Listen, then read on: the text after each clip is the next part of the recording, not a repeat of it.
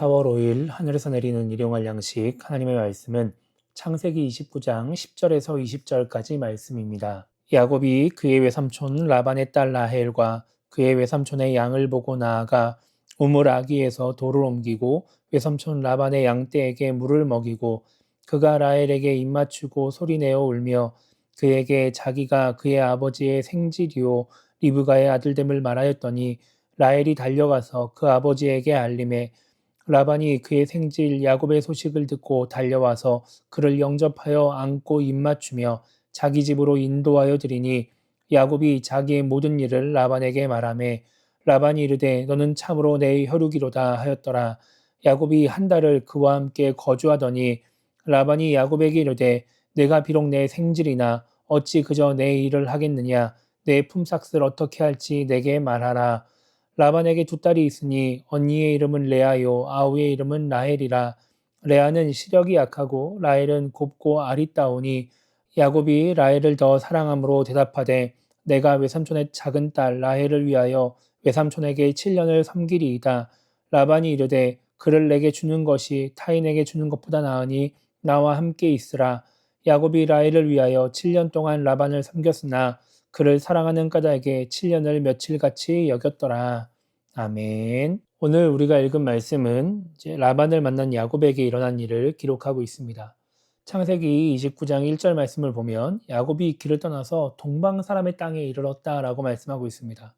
여기서 말하는 동방 사람의 땅은 라반이 살고 있는 하란을 의미하는 것입니다. 이렇게 하란에 도착한 야곱은 도시 밖에 있는 우물에서 양을 치는 목자를 만나서 라반에 대한 소식을 듣게 됩니다. 그리고 양에게 물을 먹이러 온 라헬을 만나게 됩니다. 야곱은 원래 집에서만 머물던 사람이었습니다. 그런 야곱에게 혼자서 이 긴 길을, 먼 길을 떠나는 여정은 참 쉽지 않은 일이었을 것입니다. 그래서 11절을 보면 야곱은 라헬에게 입맞추고 소리내어서 울었다라고 말씀하고 있습니다. 그리고 자신이 리브가의 아들임을 밝히면서 라반을 만나게 되는 것입니다. 14절을 보면 야곱은 한 달을 라반과 함께 머물렀습니다. 15절에서 라반은 야곱에게 내 품삯을 정하라 라고 말을 합니다. 그래서 야곱은 18절에서 라헬을 위해서 7년을 섬기겠다라고 대답을 하게 되죠. 우리의 입장에서 이 말씀의 흐름을 생각해 보면 갑자기 이게 무슨 이야기인가 하는 생각을 해보게 됩니다. 15절에서 라반은 야곱을 생각해서 그의 노동에 대한 대가를 지불하기 위해서 품삯을 정하라고 말하고 있는 것처럼 보입니다. 그런데 여러 가지 상황들을 생각해 보면 지금 이 말은 단순히 야곱에게 호의를 베풀겠다라고 하는 말의 의미의 말이 아닙니다. 예전에 이삭의 아내를 찾기 위해 떠난 아브라함의 종이 리브가를 이삭의 아내로 데려올 때 은금 패물과 의복을 리브가에게 주었고 또 그의 오라버니와 어머니에게도 보물을 주었다라고 성경이 기록하고 있습니다. 이것은 결혼을 위해 신랑이 신부 측에 주는 지참금이었습니다. 야곱이 라헬과 결혼을 하려고 한다면 당연히 지참금을 줘야 합니다. 그런데 야곱은 이런 지참금이 준비되지 않았던 것으로 보입니다. 지금 야곱의 상황은 그렇게 좋지 않았습니다. 형 때문에 집으로 돌아갈 수도 없고 결국 외삼촌의 딸과 결혼을 하는 수밖에 없었습니다. 그렇기 때문에 지금 지참금이 없어서 야곱은 노동력으로 대가를 치르려고 하는 그런 상황에 처해 있는 것입니다. 그러니까 라반의 말은 지참금도 없는 야곱에게 네가 노동을 해서 이 지참금을 대신하려면 얼마나 노동을 할 것인지 그것을 정하라고 하는 그 지참금의 금액을 정하라고 하는 말과 같은 것입니다. 그래서 야곱은 7년을 섬기겠다라고 말을 하면서 그 7년의 노동의 대가로 그 지참금을 대신하겠다라고 말하고 있는 것입니다. 그렇게 7년을 별다른 대가 없이 일을 해야 되는 상황임에도 불구하고 20절을 보면은 야곱은 그 7년을 며칠같이 여겼다라고 말씀하고 있습니다. 여기서 며칠같이 여겼다라고 하는 말은 힘든 줄도 모르고 그 시간을 보냈다라는 의미로 이해할 수 있습니다.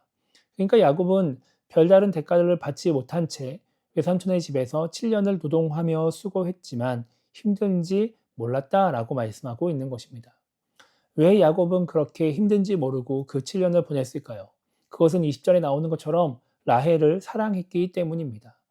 라반의 집에 살기 좋아서 혹은 야곱이 맡은 일이 할 만한 일이어서 그랬던 것이 아니라 라헬을 사랑했기 때문에 이 시간이 지나면 라헬과 결혼할 수 있기 때문에 그 시간이 전혀 힘들게 느껴지지 않았던 것입니다. 하나님을 믿고 섬기는 신앙생활도 이와 비슷한 것 같습니다. 하나님을 믿는다는 것은 결코 쉬운 일이 아닙니다. 시간적으로, 물리적으로, 육체적으로 우리가 애를 많이 써야 합니다. 더군다나 하나님이 원하시는 신앙인으로 살아가려고 한 때에는 더 많은 수고를 해야 하기도 합니다.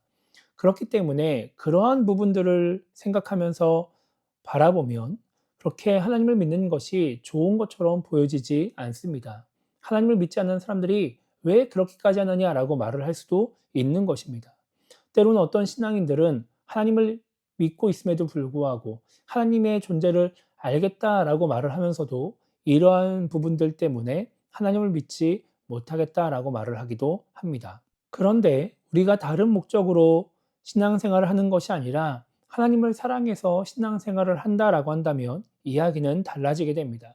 내가 하나님을 사랑해서 시간을 내고 물질 들이고 헌신하는 것이 전혀 힘든 일이 되지 않는 것입니다.